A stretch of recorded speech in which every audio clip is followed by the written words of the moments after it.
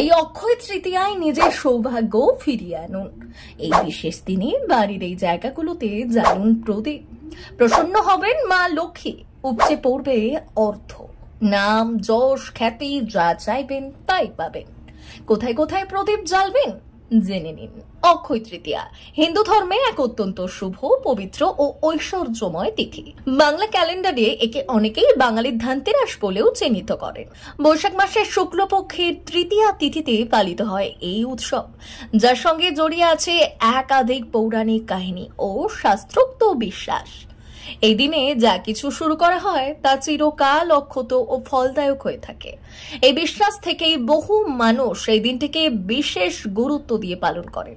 আসন্ন 30 এপ্রিল অক্ষয় তৃতীয়া পালিত হবে। এই পবিত্র দিনে অনেকেই সোনা, রূপোর মতো মূল্যবান ধাতু কেনেন।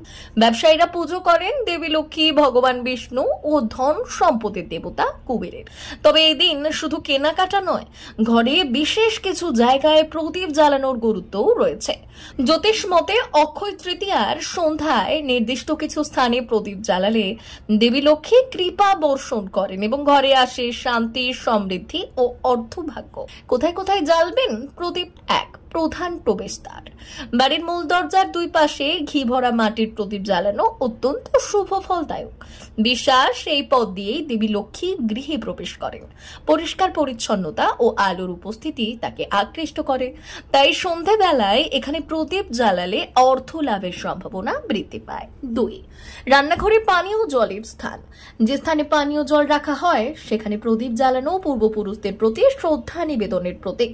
এটি তাদের আশীর্বাদ প্রাপ্তির একটি উপায় বলেও মনে করা হয়। ঘরের শান্তি রক্ষায় এটি সহায়ক হতে পারে। এছাড়া বাড়ির আশেপাশে যদি কোনো পুকুর, কূপ বা জলের উৎস থাকে সেখানে প্রদীপ দান প্রকৃতির প্রতি কৃতজ্ঞতা প্রকাশের মাধ্যম। তিন, বাড়ির উত্তর দিক। শাস্ত্রমতে উত্তর দিক হলো কুবের ও লক্ষ্মীর দিক। এই দিকে প্রদীপ জ্বালালে ঘরে ধন, সম্পদ ও সৌভাগ্য প্রবেশ করে, পাশাপাশি পারিবারিক শান্তিও বজায় থাকে। চার, যেখানে টাকা রাখা হয়, অর্থ সংরক্ষণের স্থান, যেমন আলমারি বা লকার, এই স্থানে প্রদীপ জ্বালালে আর্থিক অনিশ্চয়তা দূর হয় বলে বিশ্বাস। ইতিবাচক শক্তি এই স্থানকে ঘিরে থাকে এবং জীবনে স্থায়ী সচ্ছলতা আসে। পাঁচ, তুলসী মঞ্চ। যদি বাড়ির উঠোনে তুলসী মঞ্চ বা তুলসী গাছ থাকে তবে সেখানে প্রদীপ দান করা অত্যন্ত শুভ।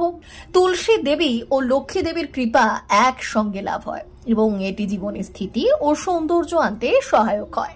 অক্ষয় তৃতীয়া শুধুমাত্র একটি শুভ লগ্ন নয়, এটি একটি আত্মিক উপলক্ষ। এই দিন ভক্তি, বিশ্বাস ও আধ্যাত্মিকতা দিয়ে শুরু করলে জীবনের নানা ক্ষেত্রে সুফল পাওয়া সম্ভব। প্রদীপ শুধু আলো নয়, এটি আশীর্বাদের প্রতীক, যা অন্ধকার কাটিয়ে আনে নতুন আশার বার্তা।